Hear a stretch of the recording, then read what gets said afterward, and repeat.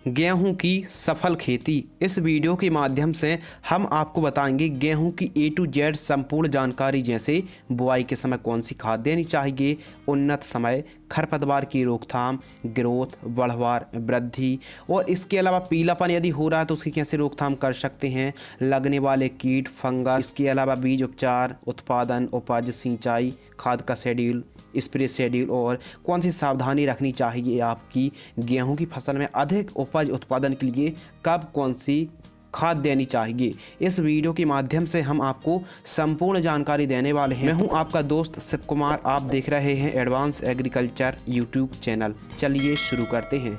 सबसे पहले बात करते हैं उन्नत समय। अक्टूबर और नवंबर का महीना गेहूं की खेती करने के लिए सबसे उपयुक्त समय है, यानी अक्टूबर के अंतिम सप्ताह से 15 नवंबर के आसपास अनुकूल समय रहता है गेहूं की बुआई करने के लिए। किसान भाइयों, इसके अलावा बात करते हैं खेत तैयार। खेत तैयार, आप गोबर की खाद को 2 से 3 ट्राली गोबर की खाद को बिखेर कर हल्की गहरी जुताई कराइए और रोटोवेटर से खेत को समतल और मिट्टी को भुरभुरी करा लीजिए। इसके अलावा बात करते हैं उन्नत किस्मों के बारे में। तो अलग अलग राज्यों में थोड़ा सा एरिया के हिसाब से, मिट्टी के हिसाब से, अर्ली फार्मिंग के हिसाब से, लेट फार्मिंग के हिसाब से भी वैरायटी अलग अलग होती हैं। जैसे वेस्ट जो वैरायटी हैं HI की पूसा तेजस, जिसका उपज उत्पादन है 24 से 25 क्विंटल प्रति एकड़ की दर से।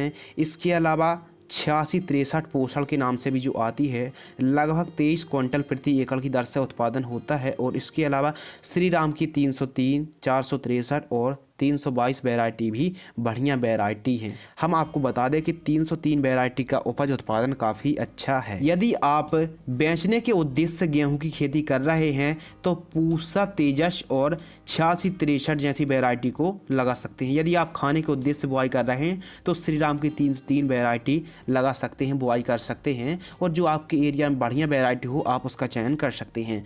बात करते हैं प्रति एकड़ सीड्स। तो 1 एकड़ में 50 किलोग्राम से कि 60 किलोग्राम बीज पर्याप्त होता है 1 एकड़ के लिए। कुछ वैरायटी होती हैं जो 50 किलोग्राम काफ़ी होता है 1 एकड़ में, थोड़ा सा वैरायटी पर भी निर्भर करता है, लेकिन 50 से 60 किलोग्राम 1 एकड़ के लिए काफ़ी होता है। और कई स्थानों में तो किसान भाई 70 किलोग्राम तक प्रति एकड़ की दर से बुआई करते हैं। बीज उपचार करने से अंकुरण सही होता है, स्वस्थ ग्रोथ होता है। तो गेहूं की खेती में कम से कम लागत पर आप अधिक से अधिक मुनाफा कैसे ले सकते हैं। देखिए, बीज उपचार करें आप रेडोमल गोल्ड फंगीसाइड से।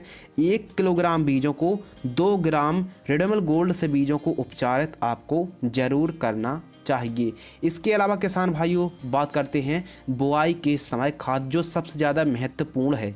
बुआई के समय आपको कौन कौन सी खाद देनी है, कृपया ध्यान से सुनिए। जब आप बुआई कर रहे हो तो DAP लगभग 30 किलोग्राम, इसके अलावा single super phosphate 50 kilogram, MOP muriate of potash 20 kilogram और यूरिया 25 किलोग्राम, इन सभी को मिक्स करके बुआई के समय आप इस्तेमाल करना है, बुआई के समय यूज करना है। किसान भाइयों, बात करते हैं डिस्टेंस। पौधे से पौधे की दूरी यानी सीड्स से सीड्स डिस्टेंस रखना है 4 से 5 सेंटीमीटर और लाइन से लाइन का डिस्टेंस रखना है 7 से 8 इंच और गहराई हमको करनी है लगभग 4 से 5 सेंटीमीटर गहरी हमको बुआई करनी चाहिए। इसके अलावा बात करते हैं बुआई की विधि। तो हाथ से भी बुआई करते हैं और सीडरल से भी बुआई की जाती है, तो आप सीडरल से सीधी सबसे बेस्ट है बुआई करें। इसके अलावा बात करते हैं सिंचाई। तो गेहूं की फसल पर पहली सिंचाई आपको बुआई से जस्ट बाद कर देना है और फिर 12 से 15 दिनों की अंतराल पर आप 15-15 दिनों की अंतराल पर सिंचाई करना चाहिए। गेहूं की फसल पर मिट्टी पर निर्भर करता है कितनी सिंचाई लगेंगी। नॉर्मली देखा जाए तो 5 से 6 सिंचाई की आवश्यकता पड़ती है। किसान भाइयों, बात करते हैं खरपतवार नियंत्रण। तो बुआई के 24 घंटे के अंदर खाली खेत में ही आप पेंडामेथलिन 30% EC को 1 लीटर 200 लीटर पानी में मिक्स करके स्प्रे कर सकते हैं खाली खेत में।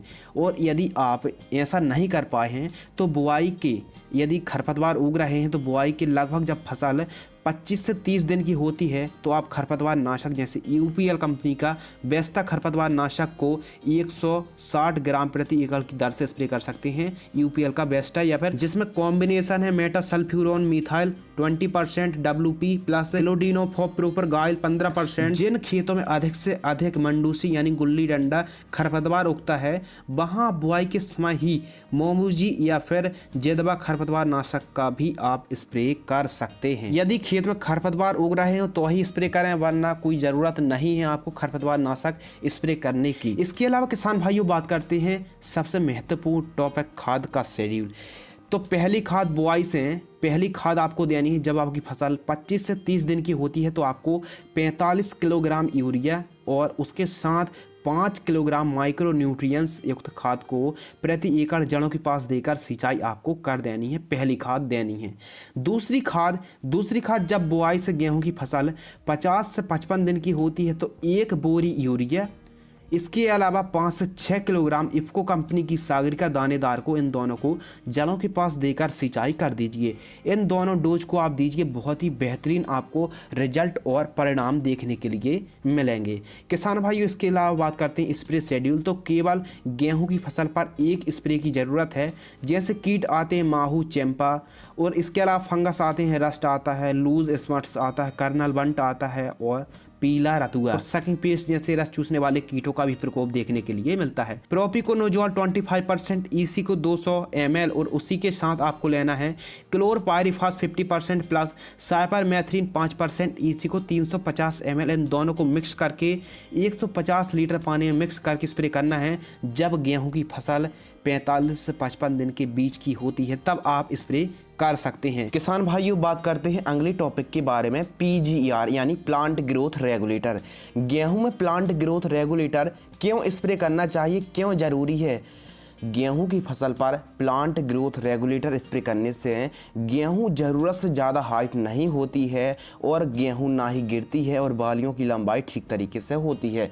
तो उसके लिए सबसे बेस्ट है मेपिक्वाड क्लोराइड 5% को आप स्प्रे कर सकते हैं। बालियां निकलते समय आपको जैसे घरडा कंपनी का चमत्कार आता है, 200 ml 150 लीटर पानी पर आपको मिक्स करके स्प्रे कर देना है।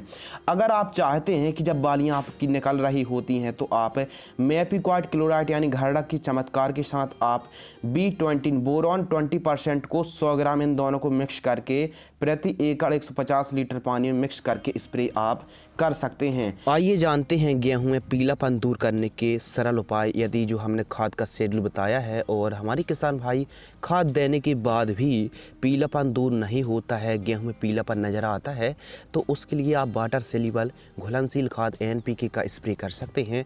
जब आपकी फसल लगभग 40वें दिन की होती है तो आप NPK 19-19-19 घुलनशील खाद 500 से 700 ग्राम प्रति एकड़ की दर से स्प्रे करना है।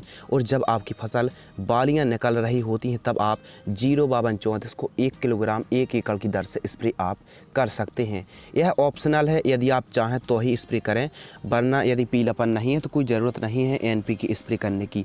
बात करते हैं किसान भाइयों गेहूं का जीवन चक्र। तो यह वैरायटी पे निर्भर करता है कि कौन सी वैरायटी, कुछ अर्ली वैरायटी होती हैं, कुछ लेट वैरायटी होती हैं, लेकिन हाँ जीवन जो चक्र है लगभग 4 महीने के आसपास हमारी गेहूं की फसल पककर तैयार हो जाती है। किसान भाइयों बात करते हैं उपज उत्पादन और प्रोडक्शन के बारे में।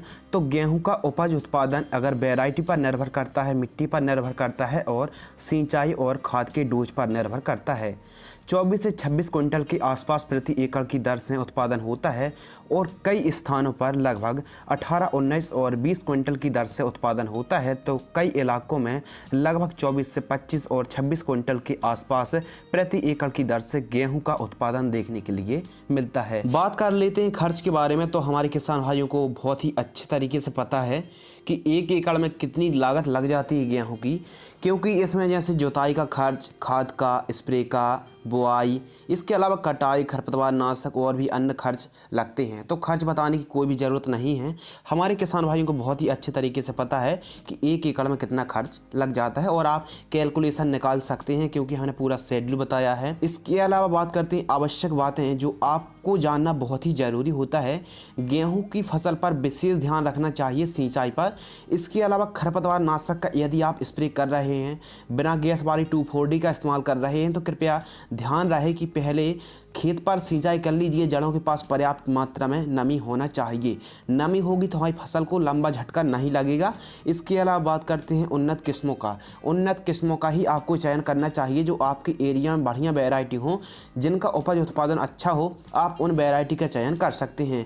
इसके अलावा ज़रूरत से ज़्यादा यूरिया का इस्तेमाल ना करें, यानी 50 60 दिन के बाद 60 दिन के बाद आप यूरिया नाइट्रोजन का प्रयोग ना करें। यदि नाइट्रोजन का प्रयोग आप 60 दिन के बाद करते हैं तो कई प्रकार के रोग और कई प्रकार के डिजीज़ आते हैं। समय पर ही बुआई करना चाहिए और 1 एकड़ पर 50 से 60 किलोग्राम प्रति एकड़ की दर से बुआई करना चाहिए। किसान भाइयों, कुछ इस प्रकार यदि आप गेहूं की खेती करते हैं तो आपको उपज उत्पादन में काफ़ी बढ़ोतरी देखने के लिए मिल सकती है। उम्मीद है आपको हमारी यह वीडियो ज़रूर पसंद आई होगी। यदि आप चाहते हैं कि और भी अन्य फसलों की जानकारी इसी प्रकार हम तक पहुँचे तो आप इस चैनल को सब्सक्राइब कर लीजिए और आप हमारे सेकंड यूट्यूब चैनल को सब्सक्राइब करने के बाद बेल आइकन को प्रेस ज़रूर कर लीजिए। इंस्टाग्राम पर फॉलो करें और हमारे फेसबुक पेज को लाइक कर सकते हैं। मिलते हैं कुछ और महत्वपूर्ण और ज्ञानवर्धक जानकारी के साथ, तब तक के लिए धन्यवाद, नमस्कार।